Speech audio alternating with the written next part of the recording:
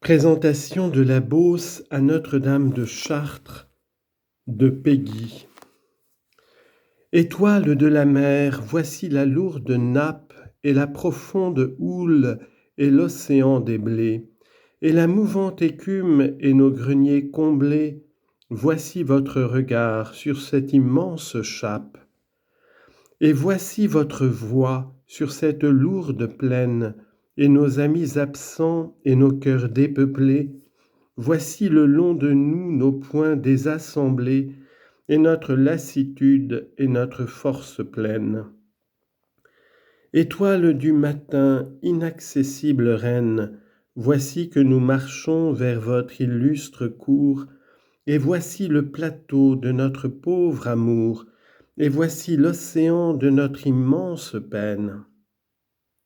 Un sanglot rôde et court par-delà l'horizon, à peine quelques toits font comme un archipel. Du vieux clocher retombe une sorte d'appel, l'épaisse église semble une basse maison.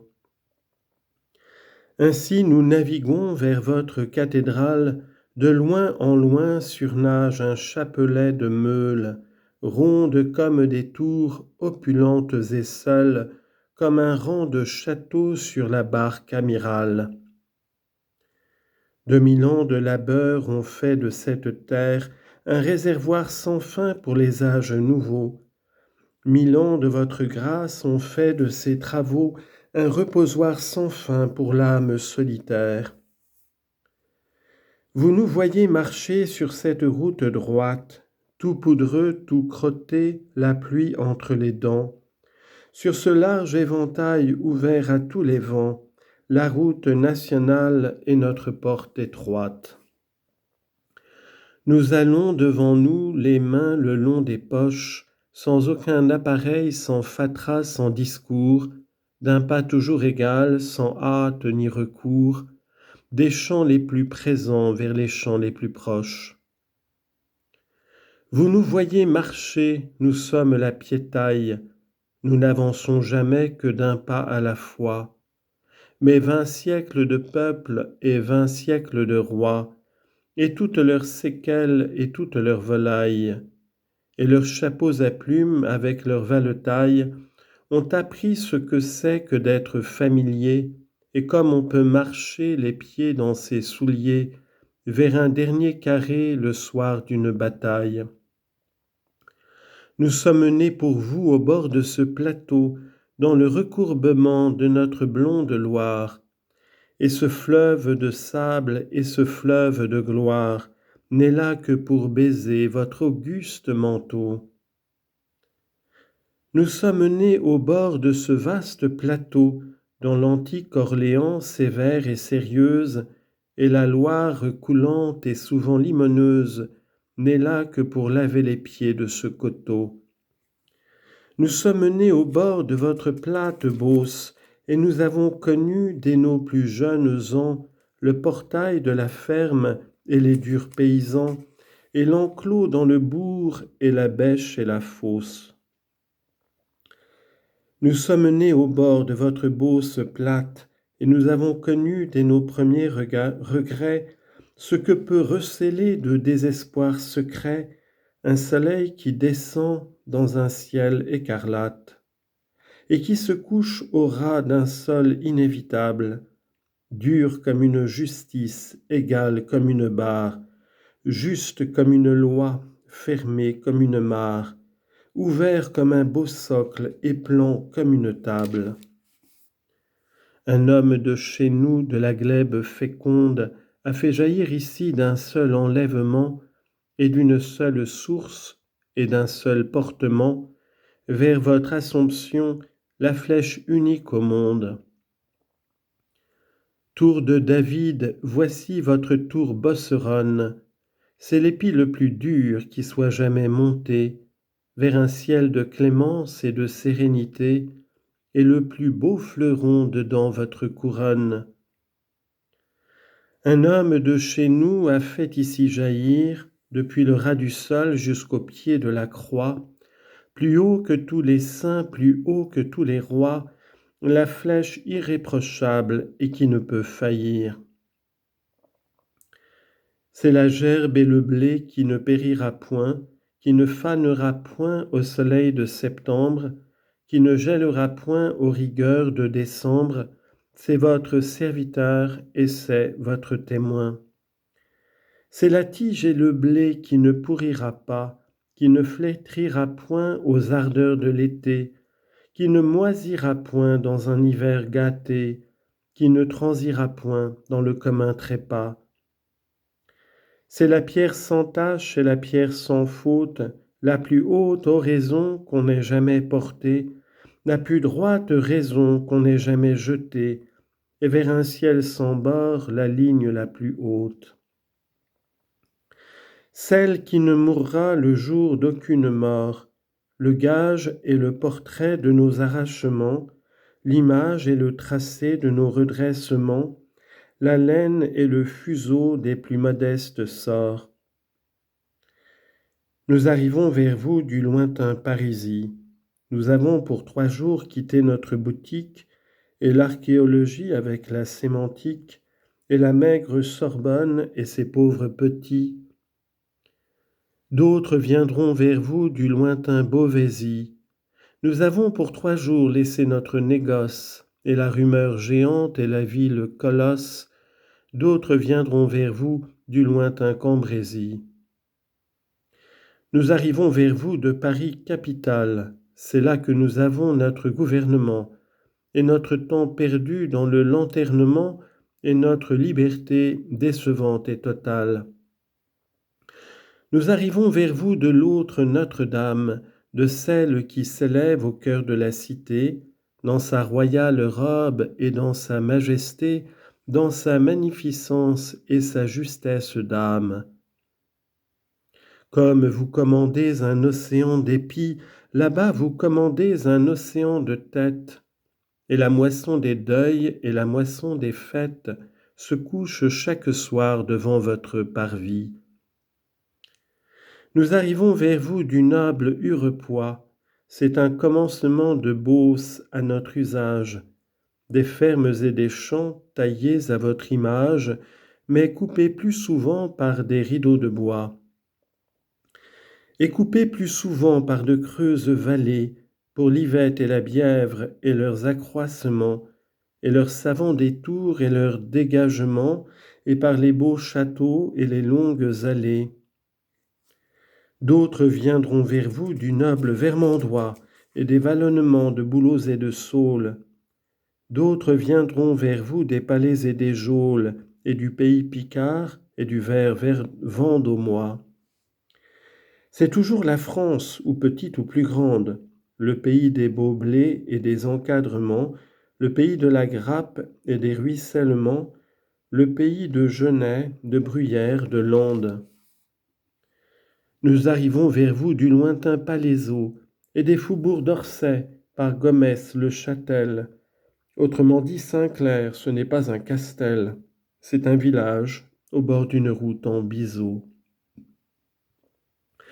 Nous avons débouché montant de ce coteau sur le ras de la plaine et sur Gomès-la-Ville. Au-dessus de Saint-Clair, ce n'est pas une ville, c'est un village au bord d'une route en plateau. Nous avons descendu la côte de Limours. Nous avons rencontré 3 ou 4 gendarmes. Ils nous ont regardés, non sans quelques alarmes, consulter les poteaux au coin des carrefours. Nous avons pu coucher dans le calme d'Ourdan. C'est un gros bourg très riche et qui sent sa province. Fiers, nous avons longé, regardé comme un prince, les fossés du château coupés comme un redent. Dans la maison amie, hôtesse et fraternelle, on nous a fait coucher dans le lit du garçon. 20 ans de souvenirs étaient notre échanson. Le pain nous fut coupé d'une main maternelle. Toute notre jeunesse était là solennelle, on prononça pour nous le bénédicité. 4 siècles d'honneur et de fidélité faisaient des draps du lit une couche éternelle. Nous avons fait semblant d'être un gai pèlerin, et même un bon vivant et d'aimer les voyages, et d'avoir parcouru 131 bailliages et d'être accoutumés d'être sur le chemin. La clarté de la lampe éblouissait la nappe. On nous fit visiter le jardin potager. Il donnait sur la treille et sur un beau verger. Tel fut le premier gîte et la tête d'étape. Le jardin était clos dans un coude de l'orge. Vers la droite, il donnait sur un mur bocager, surmonté de rameaux et d'un arceau léger, en face un maréchal et l'enclume et la forge. Nous nous sommes levés ce matin devant l'aube, nous nous sommes quittés après les beaux adieux. Le temps s'annonçait bien, on nous a dit tant mieux, on nous a fait goûter de quelques bœufs en daube. Puisqu'il est entendu que le bon pèlerin est celui qui boit ferme et tient sa place à table, et qui n'a pas besoin de faire le comptable, et que c'est bien assez de se lever matin. Le jour était en route et le soleil montait, quand nous avons passé Sainte-Mème et les autres. Nous avancions déjà comme deux bons apôtres, et la gauche et la droite étaient ce qui comptait. Nous sommes remontés par le gué de Longrois. C'en est fait désormais de nos atermoiements et de l'iniquité des dénivellements. Voici la juste plaine et le secret effroi de nous trouver tout seuls, et voici le charroi, et la roue et les bœufs, et le joug et la grange, et la poussière égale et l'équitable fange, et la détresse égale et l'égal désarroi. Nous voici parvenus sur la haute terrasse où rien ne cache plus l'homme de devant Dieu, où nul déguisement, ni du temps, ni du lieu, ne pourra nous sauver, Seigneur, de votre chasse. Voici la gerbe immense et l'immense liasse, et le grain sous la meule et nos écrasements, et la grêle javel et nos renoncements, et l'immense horizon que le regard embrasse. Et notre indignité, cette immuable masse, et notre basse peur en un pareil moment, et la juste terreur et le secret tourment de nous trouver tout seuls par devant votre face. Mais voici que c'est vous, reine de majesté. Comment avons-nous pu nous laisser décevoir et marcher devant vous sans vous apercevoir? Nous serons donc toujours ce peuple inconcerté. Ce pays est plus ras que la plus rase table. À peine un creux du sol, à peine un léger pli. C'est la table du juge et le fait accompli, et l'arrêt sans appel et l'ordre inéluctable. Et c'est le prononcé du texte insurmontable, et la mesure comble, et c'est le sort rempli, et c'est la vie étale, et l'homme enseveli, et c'est le héros d'armes et le sceau redoutable.